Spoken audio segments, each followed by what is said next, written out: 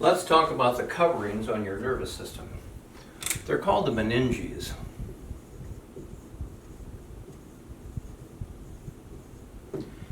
That's actually the plural form of the word. It's the same as we saw with phalanx. Each one of these bones is a phalanx, plural phalanges. Each one is a meninx, and the plural are meninges. So what happens is we have 3 layers of tough connective tissue that cover your entire nervous system, both the brain and the spinal cord. So they cover your entire dorsal cavity, all right? They line the dorsal cavity, I should say. They line both the cranial cavity and the vertebral cavity. Therefore, we have the cranial meninges and the spinal meninges. They're continuous with one another. There's no actual break. But what's going on here is your spinal cord and your brain are covered by these 3 layers of tissue that are designed to help protect and prevent, infections and things like that. So let's say that we were going to saw through somebody's head. Those of you who are serial killers probably done this many times. So first we would have bone. And then what's next? There's a lining underneath the bone. Do you remember? It's the endosteum.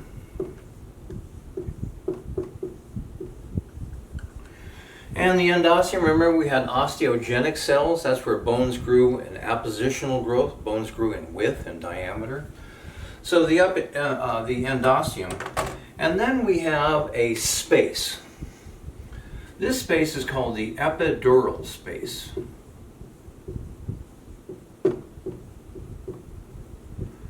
Now, if it's called epidural, you know just from your knowledge of the way words are formed, it must be above something dural, on top of something dural.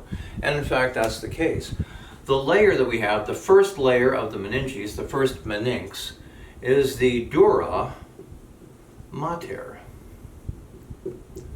Some people say dura mater. I took 4 years of Latin in high school. I had to. I read Caesar's commentaries on the war with Gaul. Gallia est omnes divisa in partes tres. I had to read Virgil's damn Aeneid in Latin. Arma virumque cano tre qui primus, whatever. What I've learned since is that people pronounce Latin any damn way they feel like it. So some people say dura mater, I say dura mater. You say it however you want to, because it's America, damn it, and you get to do that. So the dura mater is a very tough layer. If we were in the classroom, we would be doing a brain dissection. And to get through the dura mater, you'd be using scissors. It's tough stuff, designed to protect your nervous tissue from trauma. So the dura mater, like Duracell batteries, tough, all right? So the epidural space, by the way, sometimes after trauma, you might bleed into this space. So a mass of blood under the skin or in a space, often called a hematoma. So what happens if you bleed into the epidural space? You get an epidural hematoma. That kills, 10% of all soap opera stars. I'm pretty sure that's documented fact. And Natasha Richardson, she died of an epidural hematoma. I'm pretty sure, I think so. Look it up, check me out. She was Liam Neeson's wife. Liam Neeson, Mr. Tough Guy from Northern Ireland, the Wolf movie where he's the survivor, and all those ones where they kidnapped his daughter and he's going to get him. I don't know, I don't watch tough guy movies because I am a tough guy. I don't need to learn from Hollywood how to be a tough guy. Actually, I think Liam Neeson is a legit tough guy. I think he was a boxer. I don't know. Check it out. At any rate, so yeah, bleeding into the epidural space and epidural hematoma is potentially serious. In this case, it was life-threatening. Natasha Richardson died from the blood going in there. What happens here is it's one thing, if you get trauma out in your body and you bleed into some body space, well, your skin can expand. Remember extensibility.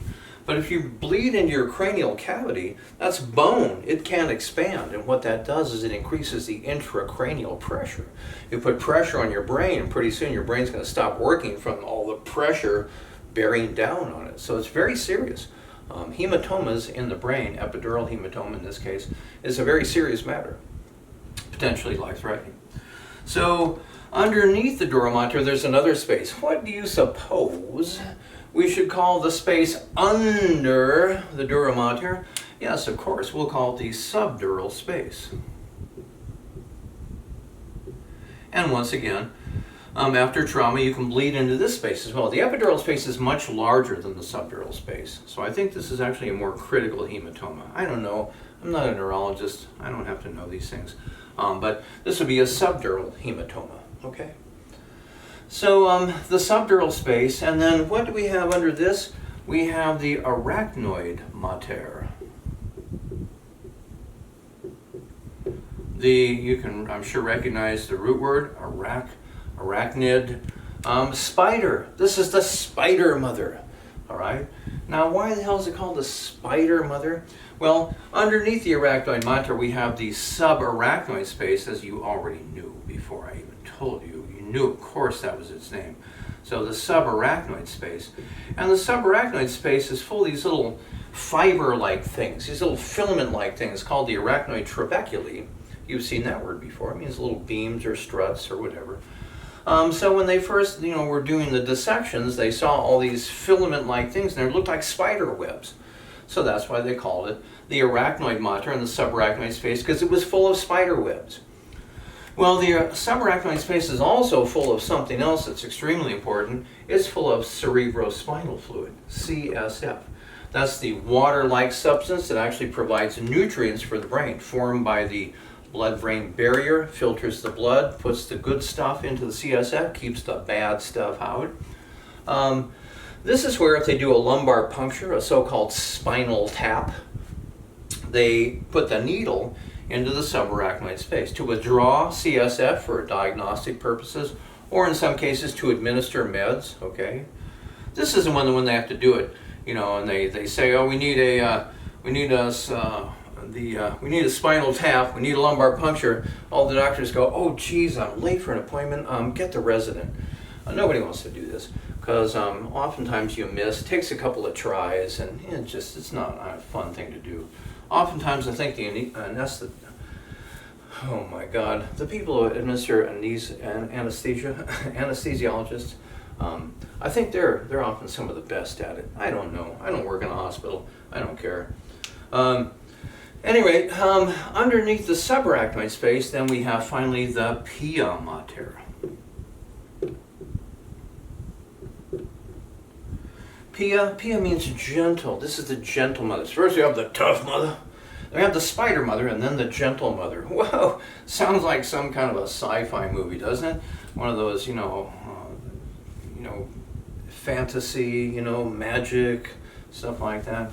They would probably be competing. The three mothers would be competing with one another.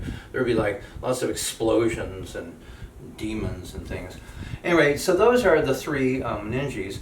Then what do we have underneath the pia mater? Now we have finally the brain or the spinal cord itself. So we're now actually down to neural tissue. All right, so this is worth knowing. All right, that's why I'm taking the time to do it. So again, we have the three meninges. Each one is a meninx. The dura mater, the arachnoid mater, the pia mater. All three of those form the meninges. All right.